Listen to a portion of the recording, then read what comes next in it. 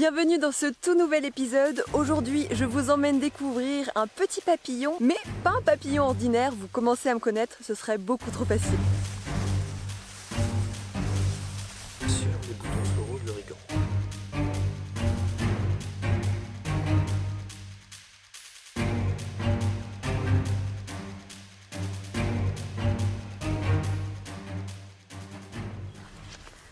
Ce petit papillon qui s'appelle l'azuré du serpolet a besoin d'une autre espèce pour terminer son cycle de vie. Les larves du papillon tombent au sol, elles se font adopter par des fourmis. Est-ce que la nature est pas juste incroyable? Je vais rejoindre mon intervenant, vous allez en apprendre beaucoup plus avec lui. Et cet intervenant, vous le connaissez puisqu'il s'agit d'Adrien.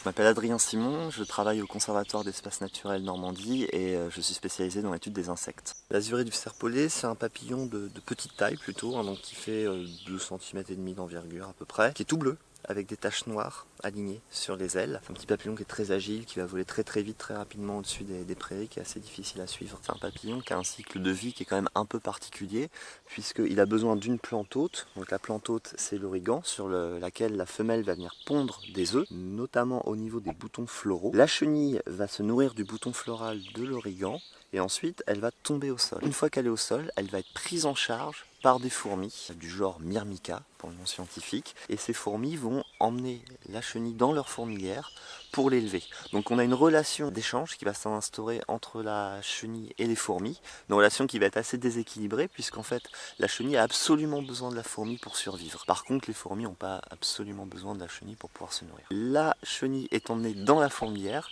et dans la fourmilière elle va être nourrie régulièrement par les fourmis. Et en échange, elle va sécréter un petit exudat très sucré que les fourmis vont apprécier.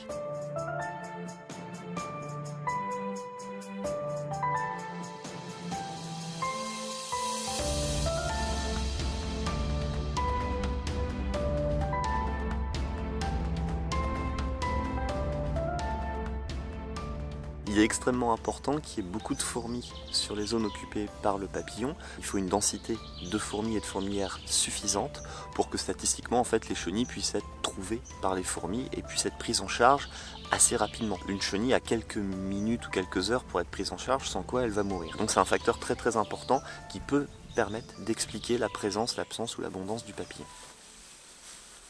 Le Conservatoire d'Espaces Naturels Normandie réalise une étude scientifique sur le papillon, sur cette parcelle-là, où on va étudier la présence de la fourmi et la répartition du papillon. C'est une étude qui rentre dans le cadre du plan national d'action sur les maculinea. Donc c'est un programme qui est développé à l'échelle de toute la France, qui a été coordonné à la fois par l'OPI, l'Office pour les insectes et leur environnement, en partenariat avec des spécialistes des fourmis qui ont mis en place un protocole d'études standardisé. Et donc c'est ce protocole, que nous appliquons sur ce site pour étudier la présence de la fourmi. Le protocole consiste en la pose d'appât sucré qui sent un peu fort, en fait c'est un mélange de saumon et de miel qu'on va positionner au sol tous les 4 mètres, et on va voir si les fourmis du genre Myrmica, celles qui prennent en charge la chenille du papillon, sont attirées par l'appât. Et donc ça nous permet de déceler la présence ou l'absence de la fourmi hôte du papillon. Alors les fourmis sont déterminées jusqu'au rang d'espèce, et ça nous permet d'établir des cartes de répartition de la fourmi sur le site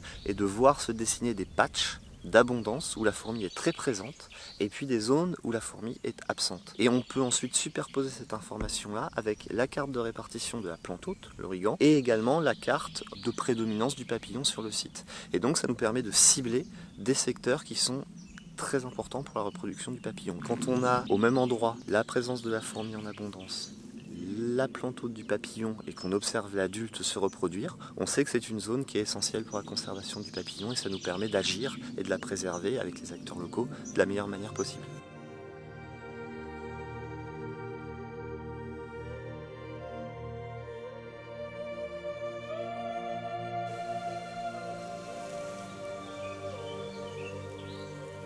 L'azuré du serpolet est une espèce protégée par la loi en France. On n'a pas le droit de la prélever, on n'a pas le droit de la tuer, on n'a pas le droit de perturber son habitat. Si l'espèce est présente ici, c'est parce qu'on a un contexte paysager qui est très favorable. En fait, on a des mosaïques de végétation avec des petites parcelles de fauche, des petites parcelles qui sont cultivées mais qui sont laissées en friche pendant 2-3 années après, des parcelles de coteaux calcaires. Enfin, on a vraiment un enchaînement comme ça de milieux.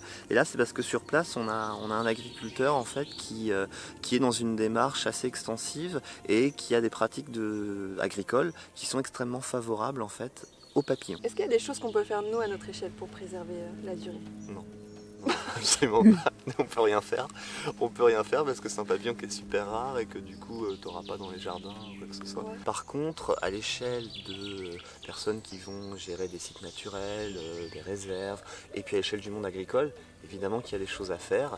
C'est le cas par exemple sur cette parcelle-là. Pas d'utilisation de produits phytosanitaires, notamment des pesticides. Donc ça, on sait que c'est une cause de disparition importante chez les insectes. Donc c'est plutôt des actions comme ça qui vont permettre de préserver l'azuré du serpolet. C'est déjà la fin de cet épisode, j'espère vraiment qu'il vous a plu. Comme d'habitude, moi je vous retrouve dans les commentaires. Vous pouvez me rejoindre sur Facebook, Instagram et évidemment YouTube. Et moi je vous dis à très vite. Au revoir. Au revoir Adrien.